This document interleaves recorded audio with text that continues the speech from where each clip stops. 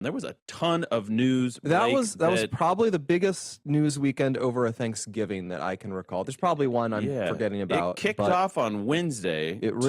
Wednesday evening is when two National Guardsmen, Sarah Beckstrom, who's 20 years old, she's now deceased, and Andrew Wolf were attacked in an ambush-style shooting targeting the National Guard just a few blocks from the White House. White House. West stop, that's 2 blocks, basically. And the attacker is 29-year-old Ramanullah Lakhanwal.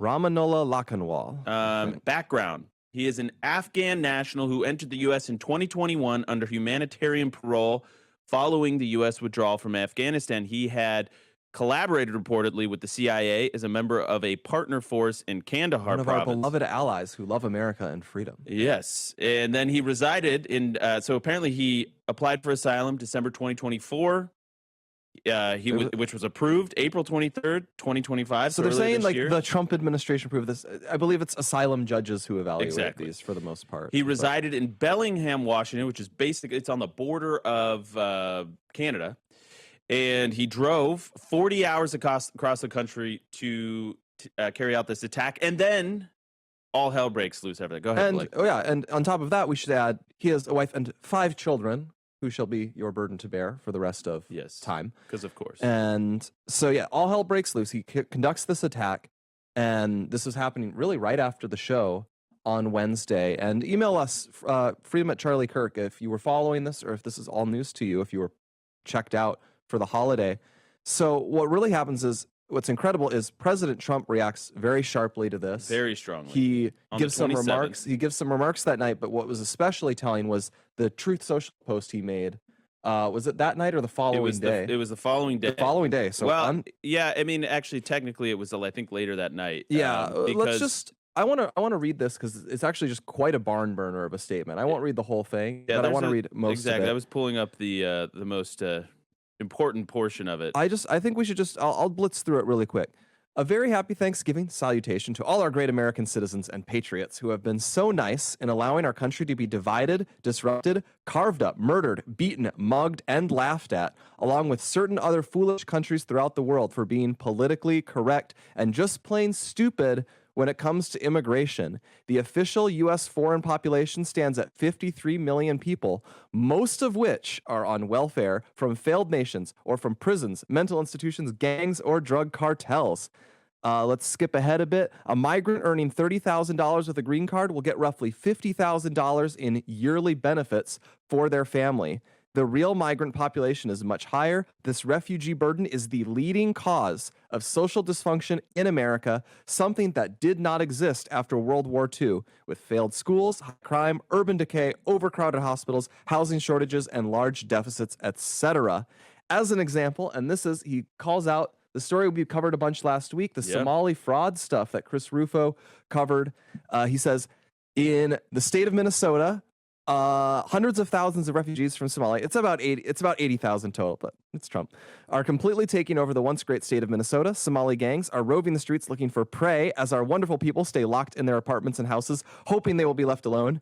The seriously retarded governor of Minnesota. I was curious if we're gonna self-censor ourselves. He says that the governor of Minnesota, Tim Walz, does nothing, either through fear, incompetence, or both, while the worst congresswoman in our country, Ilhan Omar, always wrapped in her swaddling hijab, who probably came into the U.S. illegally, and that you are not allowed to marry your brother, does nothing but hatefully complain. Goes on longer, and then he concludes, only reverse migration can fully cure this situation. 85% of grass-fed beef sold in America is imported, but it can still be labeled like it's from America. That's when I started looking for something I could trust, and we here at the Charlie Kirk Show found Good Ranchers. All their meat is 100% American, raised on local farms, and delivered right to your door. And the quality, it's incredible. I myself am a subscriber, and the benefits are amazing. I get $25 off every box, free shipping, and a free gift in every order for life. And when you order by December 1st and use our code KIRK, that's Kirk, you'll get an extra $40 off your first order, $30 off your second, and $30 off your third, totaling $100 off. And you'll also get free meat for life when you subscribe. Seriously,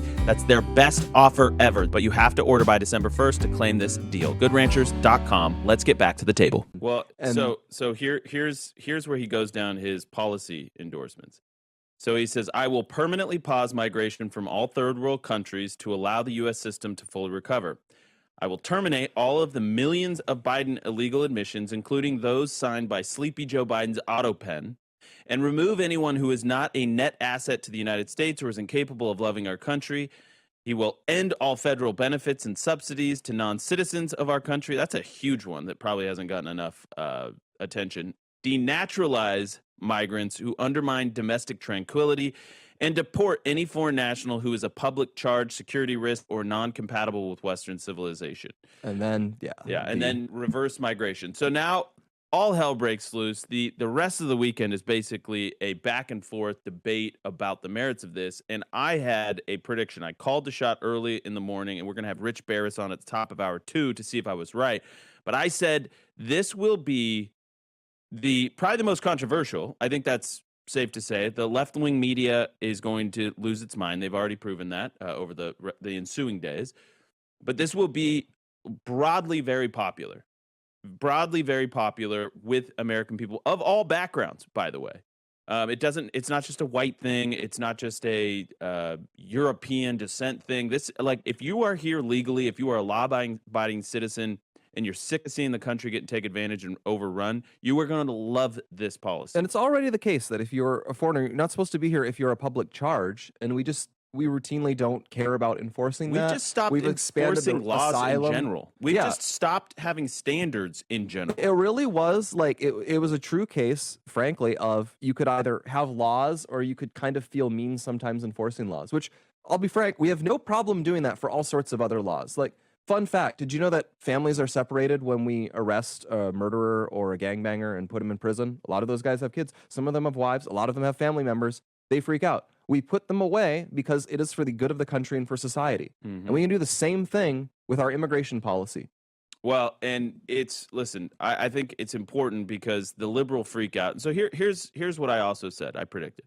The liberal freak out is going to be predominantly from white progressives.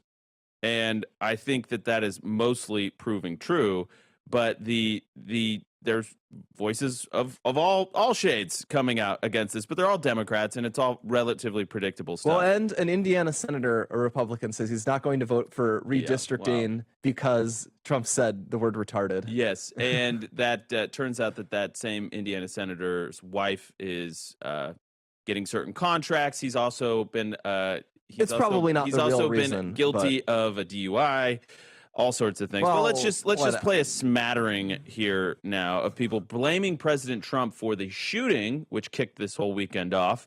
Let's go ahead and we'll say Al Sharpton because he's always fun. 111. Two people fighting for their lives, guardsmen, that this president put there. And as I said, I was one that was very vocal against that. He's very vocal against that. Here's Rep. Wasserman Schultz blaming Trump as well, 110. Would an individual have flown across the country to target law enforcement officers in Washington, D.C.? And, I mean, the answer is likely no. So why wasn't the president's first thought, wow, maybe I should reconsider deploying military troops in the nation's capital or in any city? Now, reminder, the National Guard has been largely very successful in its deployments. Crime is down. They are a peacekeeping force. They are not out there pointing guns in people's faces. It's simply, it's the same. It was impact. A purely symbolic act. Yes. It was just, he wanted to attack American soldiers, and this was a high-profile way for him to do it. 1,000%. And by the way, this guy was working with the CIA, and this is what gets me, actually, when I think about this. Listen, there are some good Afghan people that worked loyally. My brother was deployed to Afghanistan and says very nice things about some of them, says some not so nice things about others. But basically what the litmus test was, like, well, listen, if you're going to accept CIA cash and betray your own homeland and work with an invading force, then we are going to reward you by bringing you over here with no strings attached. And all five of your kids. Yeah, and you can all have 500 kids and live on the public dole. It's getting the logic is just astounding, and I think Americans are getting very, very fed up with having our country overrun and ripped off. That's why it will be popular.